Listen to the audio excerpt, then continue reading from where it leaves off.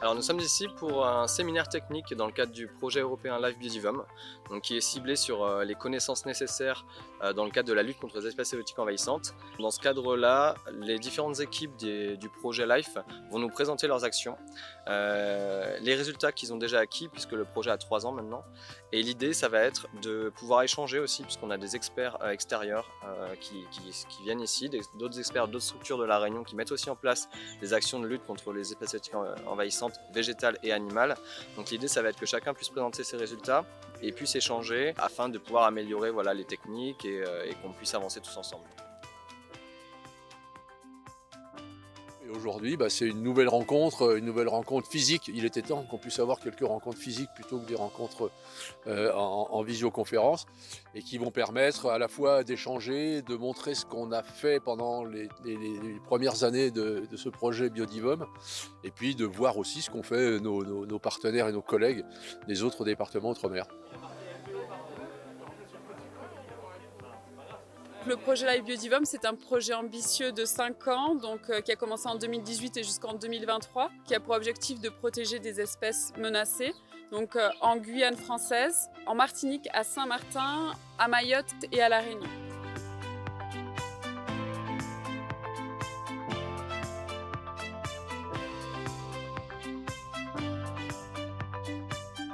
Ce séminaire, il permet déjà aux différents acteurs de ce programme LIFE de se rencontrer. Mais ce que j'attends en particulier, moi, c'est d'avoir des idées un peu novatrices, issues des intervenants. On a des intervenants de Canaries, du Muséum d'histoire naturelle, du CNRS de Montpellier, pour nous amener à réfléchir peut-être un peu différemment sur les actions à la fois de connaissances à acquérir et de conservation que l'on pourra mener pour être encore plus efficace. Un jour, on pourra faire peut-être de la CMR avec un autre financement et voir s'ils reviennent, la fidélité au nid, la longévité des individus, etc. De vie. Donc ici les premiers résultats. Donc on voit que là pour la technique de coupe à ras, en rouge, donc avec le gros pic, vous avez le témoin. Donc là c'est le taux de présence de rejet en fait.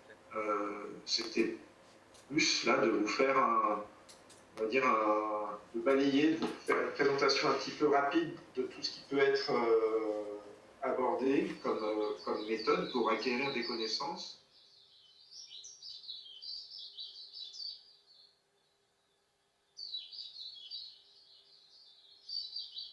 L'enjeu principal de la roche écrite, c'est l'habitat du tutuite et le tutuite dans son habitat. Et donc de protéger ces deux dimensions-là.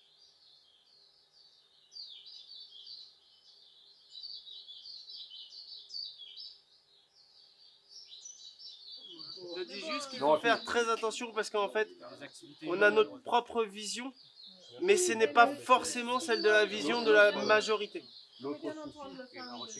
Aujourd'hui, le tutuite, il en reste moins de 50 couples, donc c'est vraiment un milieu extraordinaire et à préserver. On a tous les mêmes problématiques, mais on a pris le problème à bras-le-corps et on voit des réels changements, et notamment sur les densités de population des espèces qu'on protège qui sont en réelle croissance, donc ça c'est positif. Ouais, il y a encore du boulot, mais c'est plutôt encourageant ce séminaire, moi c'est ma conclusion. Effectivement, l'un des intérêts de participer à ce séminaire, c'est justement de pouvoir partager des retours d'expérience avec des territoires qui sont confrontés à des problématiques similaires. Par exemple, on a vu le cas de la Réunion. Leurs actions consistent notamment à préserver les chenilleurs, appelé localement le tutuite, qui lui aussi est impacté par le rat noir.